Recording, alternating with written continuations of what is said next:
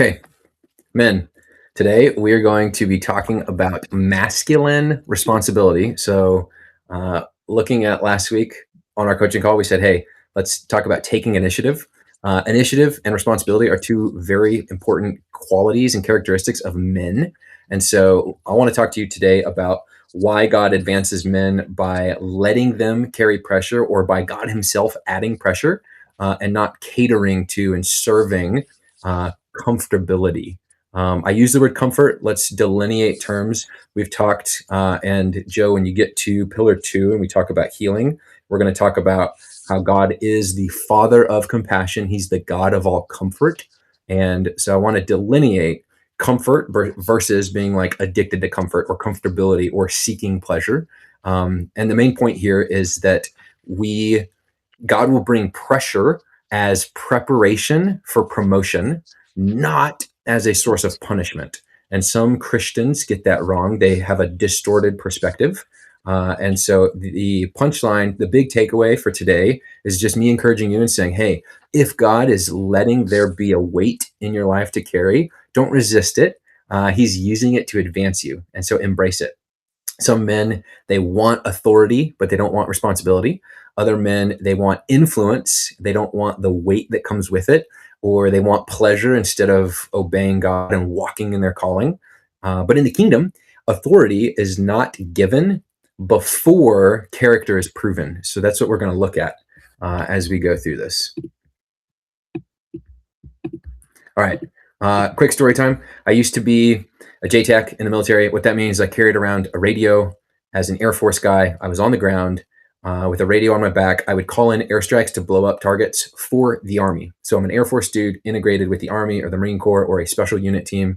And the point is that when I worked with the Army, I had a ton of responsibility, but I had no authority. And so effectively, I was in my mid-20s. I'm a lieutenant or a captain or whatever it is. And then my enlisted guys, they're like also probably in their mid-20s, and they might be a NCO, like a staff sergeant or something, to where we are answering to a Army lieutenant colonel or one-star general. And that Army officer, they have the authority. They own the battlefield. They own the soldiers on the battlefield. And then they look at my contribution to their battlefield as just like one sliver of the pie of the fire's effects that can be contributed to fight the enemy. And so how it works is I find myself in a situation where I need to convince this Army officer who significantly outranks me in authority. I need to convince him to do the thing that I think is best. And I try to influence him. And then at the end of the day, I'm responsible for what goes on, but I don't have authority. And so it's this interesting component of I walk in responsibility, but I don't walk in authority. And so it's something, though, that in the kingdom, that is what gets you ready for promotion. When you carry responsibility, that is preparation for expanded authority. My name is Joshua Caleb. When we look at Joshua Caleb, switching gears, a separate story. When we look at Joshua Caleb in the Bible, these are two dudes. The difference between them and the rest of their entire generation, Joshua and Caleb went into the promised land, and everyone else from that generation, literally everyone, died in the wilderness. They were the only two that entered the promised land. Even Moses, he didn't make it into the promised land. And when you look at the difference between those two dudes and everyone else, they were the only two that didn't grumble and complain. And it's a distinguishing characteristic between like masculinity, between winners and between people that are victims or that lose. And so that's another thing that I want to point out here is that as masculine Christian men, that when you take responsibility, you don't tolerate excuses. You also realize I'm a powerful person, and the victim mindset is no longer a thing. You find those weaknesses and you expunge them and say, this doesn't belong in who I am. So here's what we're going to talk about today. We're going to look at responsibility, faithfulness. Then we're going to look at what the lie is, either that is in our thoughts or that culture sells us or that's just out there. And then the truth that can combat that thing. And then we're going to just expose culturally, basically immature boys versus mature men and what that difference is. And then give a reality check and talk about avoiding burnout, not taking too much responsibility. So what is responsibility? Responsibility is the weight that you are willing to carry without complaining.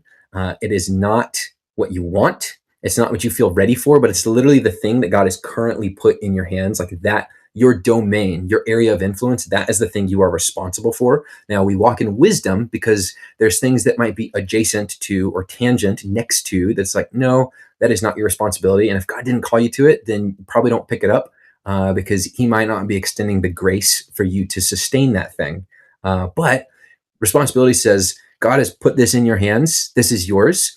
Take ownership of this, improve this, multiply this, advance it, make it better. And that is the expectation in God's kingdom. And so what we find is when you bear that weight faithfully, then the Lord usually promotes you and expands your authority and your area of influence. When you refuse the weight, you're actually forfeiting your authority. Even when you're gifted in that area or you're gifted in the next step, it's like, sometimes you delay your own promotion because you're refusing the very thing that God wants you to steward wisely. So then we talk about faithfulness. Faithfulness, we're going to look at a couple scriptures here, but basically it's taking something God gives you, the weight, the thing that's in your hands, and stewarding it well. And so in Luke chapter 16 and in Matthew 25, there's a couple points where Jesus talks about faithfulness. And in Luke 16, he says, I have it here at the bottom of the screen, whoever can be trusted with very little can also be trusted with much. And whoever is dishonest with very little will also be dishonest with much. And then in Matthew 25, same thing, a slightly different story, but it's the parable of talents. And Jesus, basically in the parable of talents, Jesus has these three dudes and he gives them all different talents, 1, 2, and 5, I believe is what it is. And then the guy that has 5, when the master comes back after being gone on a long trip, he's doubled it. And the guy that had 2, he's doubled it. And the guy that had 1, he literally buried it in the ground because he was afraid of the master. What if something goes wrong? What if he's not able to bring increase? What if he loses it? And so out of fear, he buries the thing. The master comes back and says, hey, pay me what you owe me. And the guy's like, here's your one thing you gave me. I gave it back to you in the same condition you left me with it. Like, be proud of me. And the master's like, what the heck, dude? You didn't even increase it with interest from the bank. You are wicked and lazy. And he says, cast that dude out where there's weeping and gnashing of teeth. And so if we look at verse 23, this highlights the man with the 5 and the man with the 2 that double what the Lord gave them. And you see the master replied, well done, good and faithful servant. You've been faithful with a few things. I will put you in charge of many things. Come and share your master's happiness.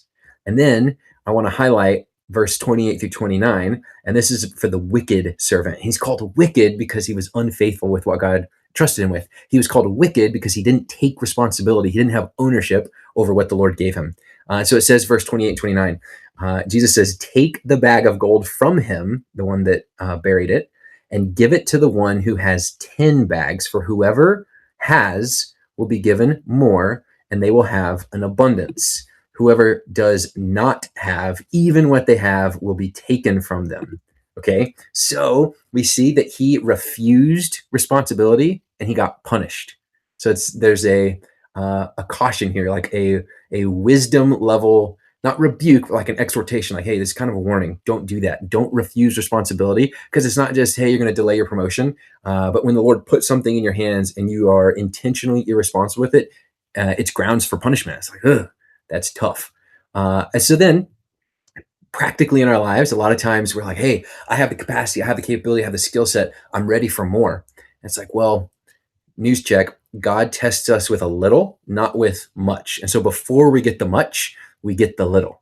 And it's, hey, we have small beginnings, we're faithful with that, and then we prove it in the unimpressive, in the inconvenient, in the not so sexy, the little things. And as we demonstrate faithfulness, God expands what he's entrusted us with. So there's this lie, whether it comes in our own thoughts, whether it's fed to us by culture, wherever the origin is, the lie, it basically says, if God loved me, this wouldn't be so hard, or if God loved me, he would make it easier. And so what it sounds like in our minds is, if this were from God, it would feel easier, or I shouldn't be this tired, or this season is so unfair, or someone else should be carrying this. Like, isn't this someone else's responsibility? Like, this isn't my fault. Someone else should take care of this. And when we fall for this lie, when we partner with this thing, what happens is it turns sons into complainers, and it turns warriors into victims. And victim mentality, victim mindset, has anywhere to belong with honorable savages. So the truth, what do we do? The truth is that God actually trains men by trusting them with weight. And when he gives and allows pressure in our lives, it is his proof of trust. When the weight feels heavy, it is evidence of promotion or impending promotion. And it's as if God is saying, when he gives us responsibility, it's as if heaven is saying, I believe in you. You've got this. You can do this. Because I trust you, I'm going to increase your responsibility. So we look at either David in the Old Testament or Jesus in the New Testament, and both of them on their path to the throne, they experienced a lot of pressure. And so for David, the prophet Samuel shows up and anoints him, is like, dude, you're going to be the next king of Israel. And at the time, Saul is sitting on the throne. And the path that David took to become king, it's worth a study in and of itself. Effectively, Saul hunted him down and tried to kill him. And David fled as a fugitive and was living in caves and living with the enemy, with the Philistines. On his journey to eventually become king and take the throne. And at one point in the story, he had the opportunity to kill Saul and take the throne prematurely if he so desired. And he wisely decided not to. He would wait for God to promote him in time. And then you see something similar in Jesus's life, that his path to the throne, it came with the cross. He had to bear his cross. And as he carried that weight, then the Lord promoted him. And just like in David's life, Jesus also had the chance to prematurely try to take the throne. And we see this in Matthew 4 when Jesus is in the wilderness and the devil is tempting him. And he's like, yo, dude, I will give you all these kingdoms. All you have to do is bow down and worship me. And there was that shortcut to the throne opportunity. And Jesus said, no, I'm going to honor the Lord. I'm going to walk in wisdom, and I'm going to rightfully take the throne in God's timing and in his process. And so there's sometimes where we should be the gratitude practice that we've been building, men. This comes in huge in providing a fortress and protection and safeguarding this truth. And so when a lot of times you'll look around in your life, you're like, man, this is so hard. And it's like, dude, 6 months ago, weren't you praying for this thing? And now it's your turn to steward it. And you're like, oh, this is so hard. And how quickly we fall into a place of complaining or grumbling. We forget that the Lord put us in this season that we prayed for. And my wife likes to say, I'm standing and I can feel the dirt in between my toes, the dirt of my promised land in between my toes. And I love that because we like to pause and look back and be like, hey, 3 years ago, this is the thing we were praying for, or 6 months ago, this is the thing we were praying for. And present day, I am stewarding some of that. It's not the full blown thing, but God has increased my portion. And so instead of being like, oh, this is so hard, it's like, Lord, thank you. So men, our gratitude practice helps bolster and protect these truths, that the Lord brings pressure because he trusts us.